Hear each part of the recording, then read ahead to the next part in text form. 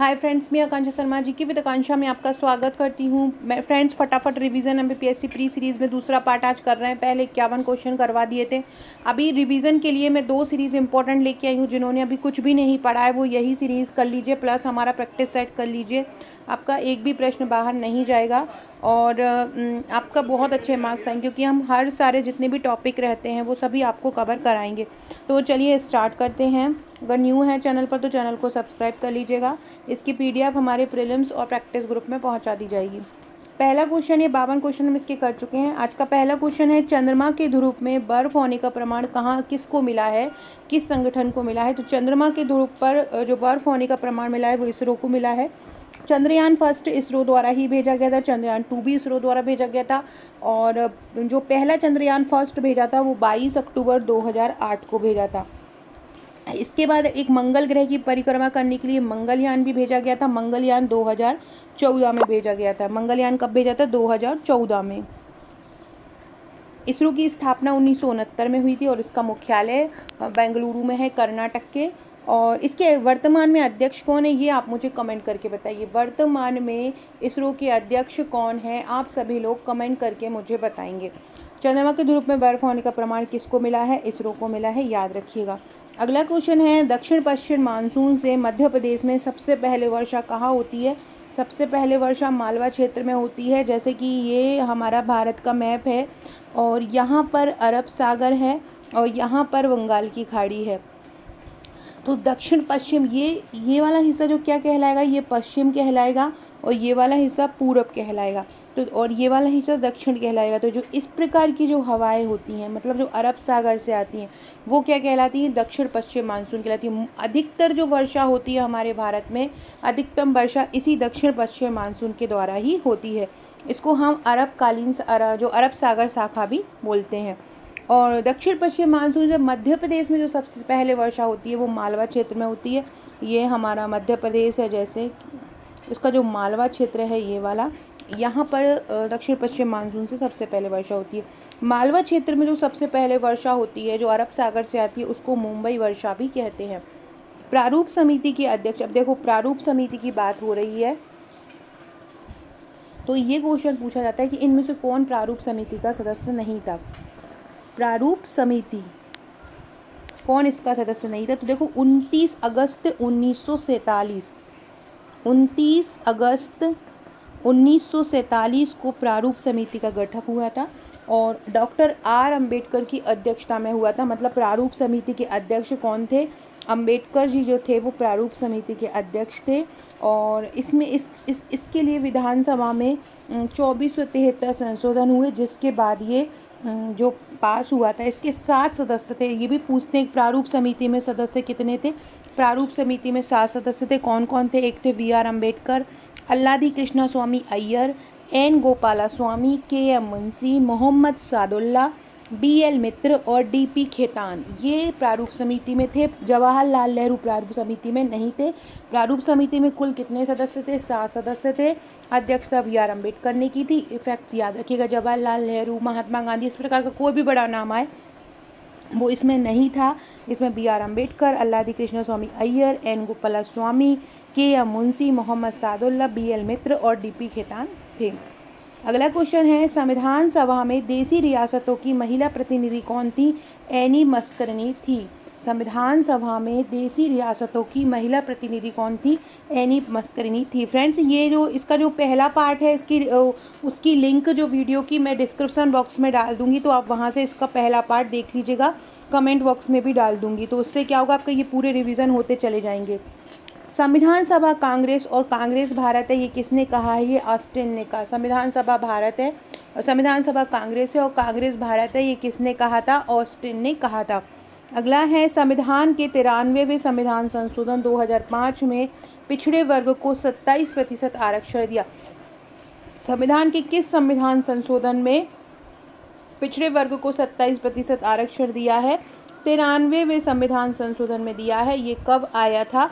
2005 में। इसके तहत अनुच्छेद 15(5) भी जोड़ा है। अगला क्वेश्चन है अनुच्छेद 19(1) के तहत सहकारी समितियों का वर्णन है। अनुच्छेद 19(1) के पार्ट सी में सहकारी समितियों का वर्णन है, जिसको 97वें संविधान संशोधन 2011 द्वारा जोड़ा गया। देखो, सा से 97 और सा से सहकारी, ऐसे करके याद कर लीजिएगा कि 97वें संविधान संशोधन जो है उसमें सहकारी समितियों का वर्णन है। अगला क्वेश्चन है नागरिकों के मौलिक अधिकारों में संविधान संसद संशोधन कर सकता है। मौलिक अधिकार जो है संविधान के भाग 3 में है। ये भी आपसे पूछ सकते हैं मौलिक अधिकारों का वर्णन संविधान के किस भाग में किया गया है। संविधान के भाग 3 में मौलिक अधिकारों का वर्णन है। अनुच्छेद 12 से अनुच्छेद 31 तक जितने भी हैं ये सभी मौलिक अधिकार हैं। 14, 15, 16, 17, ये 14 से जो 17 है ये व्यक्ति की जो समानता के अधिकारों की बात करता है। विधि के समक्ष, जाति के समक्ष सभी लोग समान हैं, ये बात करता है। तो याद रखिएगा मौलिक अधिकारों में कौन संशोधन कर सकता है? संसद।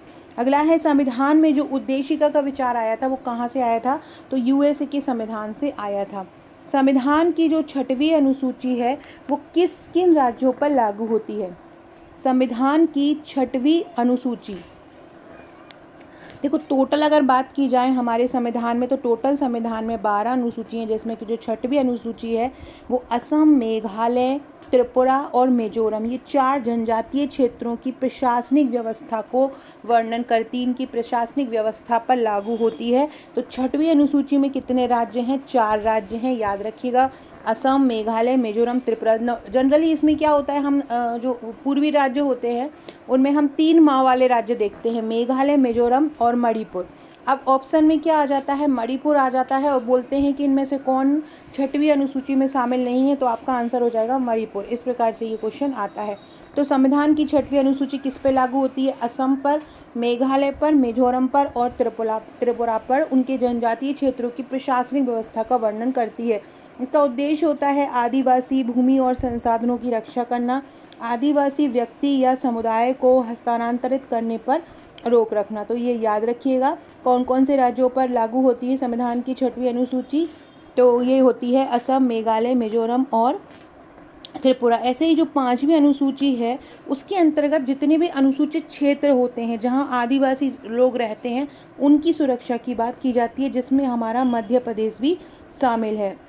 5वीं अनुसूची आदिवासी आबादी वाले क्षेत्रों को कवर करती है और जो 6वीं अनुसूची है ये 4 उनके प्रशासनिक क्षेत्रों को कवर करती है, असम, मेघालय, मिजोरम और त्रिपुरा पर। तो ये याद रखिएगा 5वीं और 6वीं अनुसूची का।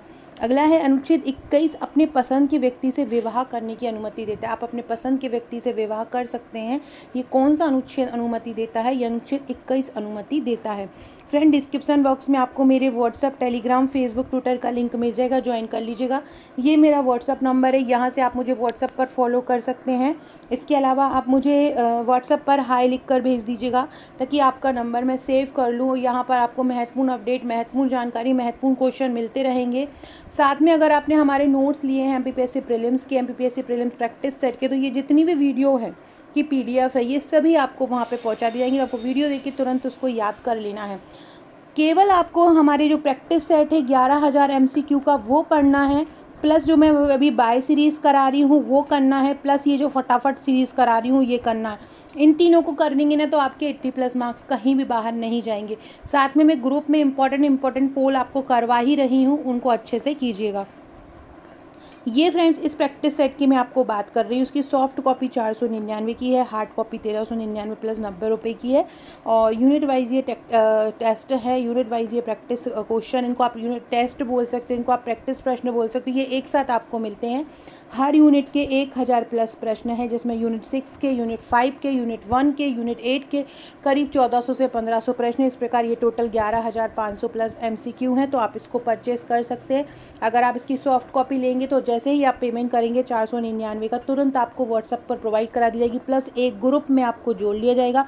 इस ग्रुप में हमारे वाई सीरीज़ की पूरी PDF, फटाफट सीरीज़ की पूरी PDF, साथ में इंपॉर्टेंट टॉपिक एग्ज़ाम तक उनको कैसे क्वेश्चन पूछे जा सकते हैं उसके पूरा तरीका और वो प्रश्न और उनके उत्तर का रिवीजन उस ग्रुप में करवाया जाएगा। मतलब वो ग्रुप आपके लिए एक ऑनलाइन प्लेटफॉर्म का काम करेगा, जहाँ पे आपको प्री से संबंधित ऐसे क्वेश्चन मिलेंगे जहाँ आपको संपूर्णता मिलेगी। तो अगर आप ये लेना चाहते हैं तो मुझे इस नंबर पर व्हाट्सअप कर सकते हैं। साथ में ये हमारे MPPSC प्रीलिम्स के नोट्स हैं, इसमें आपको टोटल 10 बुकलेट मिलती हैं।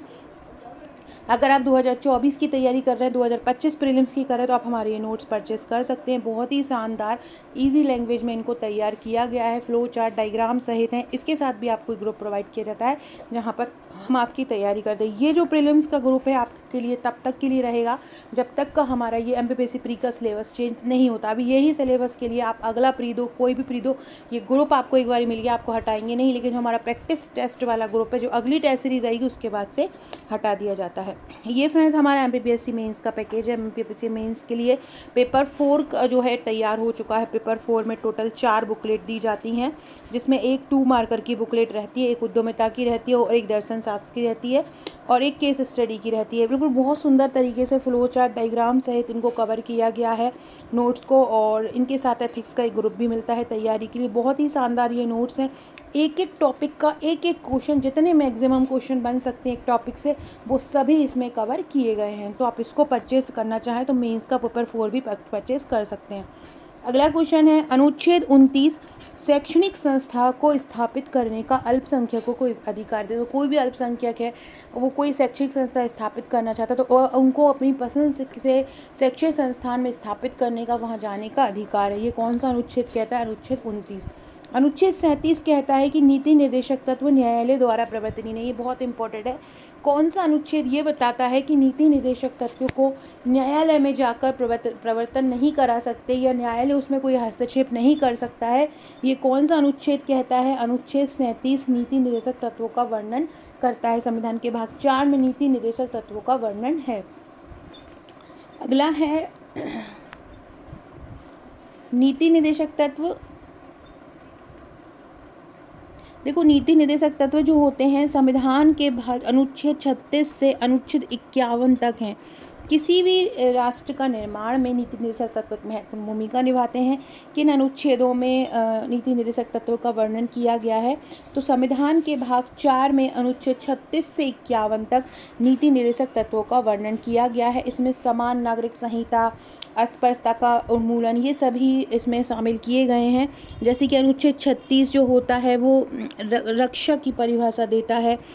इसी के अंतर्गत जो ग्रामीण पंचायत विभाग है या पंचायतों की व्यवस्था, अनुच्छेद 40 के अंतर्गत उसकी बात की गई है।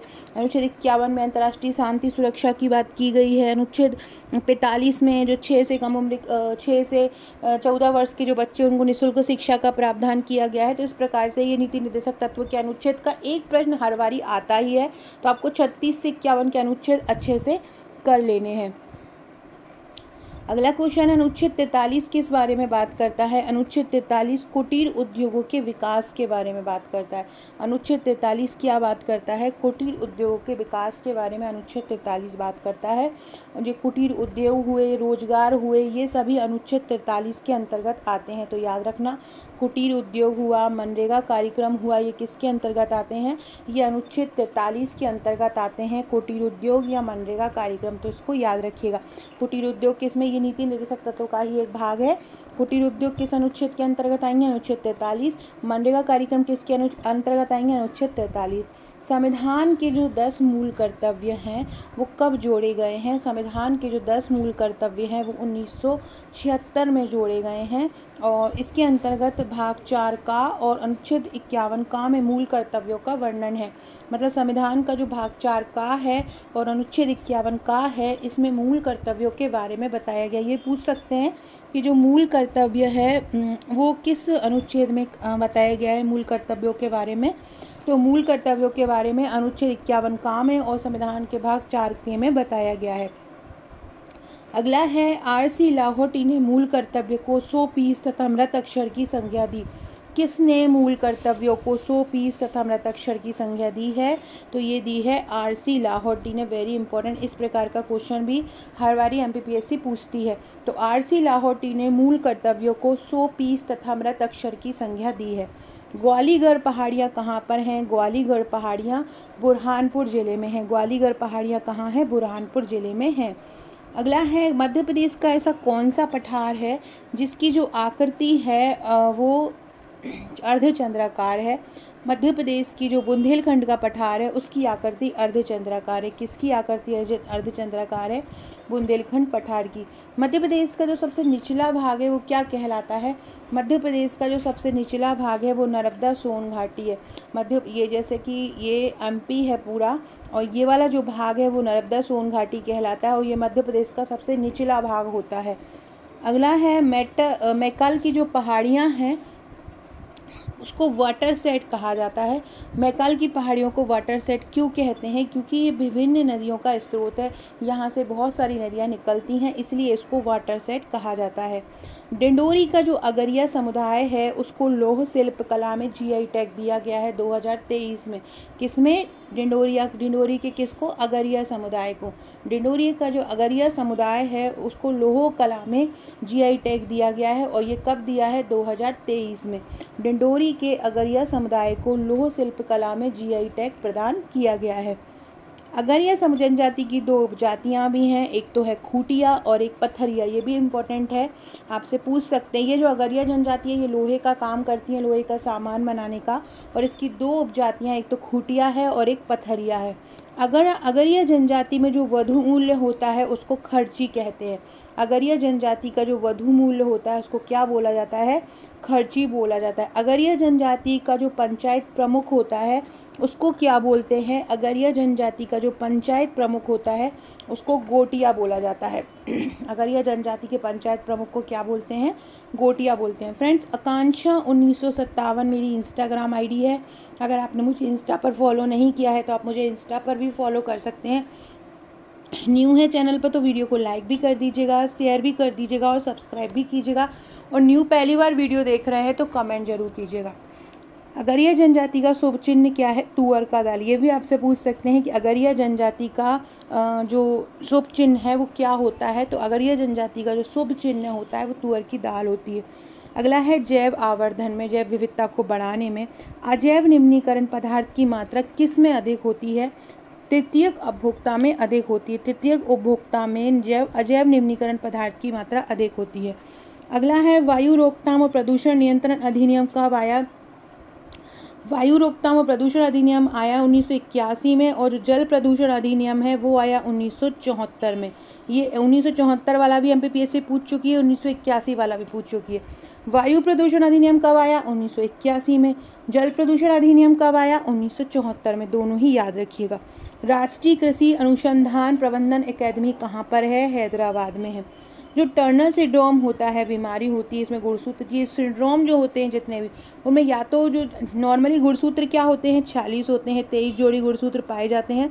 तो जो सिंड्रोम होते हैं या तो उसमें एक गुणसूत्र बढ़ जाता है या एक गुणसूत्र कम हो जाता है। तो जो टर्नर सिंड्रोम होते हैं उसमें प्रभावित व्यक्ति में क्रोमोसोम की संख्या 45 होती है। सिंधिया राजवंश के संस्थापक कौन हैं? सिंधिया राजवंश के संस्थापक हैं राणोजी सिंधिया। कौन है? राणोजी सिंधिया। आत्मनिर्भर मध्य प्रदेश की शुरुआत कब हुई थी? Very very very important. आत्मनिर्भर मध्य प्रदेश की शुरुआत कब हुई थी? आत्मनिर्भर मध्य प्रदेश की शुरुआत हुई थी 12 नवंबर 2020 को। आत्मनिर्भर मध्य प्रदेश की शुरुआत कब हुई थी? आत्मनिर्भर मध्य प्रदेश की शुरुआत हुई थी 12 नवंबर 2020 को। मध्य प्रदेश की प्रथम गठबंधन सरकार के मुख्यमंत्री कौन हैं? गोविंद नारायण सिंह थे, और इस समय वसुंधरा राजे सिंधिया CM बनी थी, और ये प्रथम गठबंधन सरकार के मुख्यमंत्री थे गोविंद नारायण सिंह। मध्य प्रदेश की प्रथम गठबंधन सरकार के मुख्यमंत्री कौन थे? गोविंद नारायण सिंह। सो फ्रेंड्स, ये था हमारा आज का वीडियो। आशा है वीडियो पसंद आया होगा। वीडियो अच्छा लगे तो लाइक शेयर सब्सक्राइब जरूर कीजिएगा। ऐसे ही और वीडियो आते रहेंगे अलग अलग पार्ट में, तो उनको फॉलो करती रहिएगा। पहला पार्ट की वीडियो में कमेंट और डिस्क्रिप्शन बॉक्स में डाल दूंगी। Okay friends, thank you.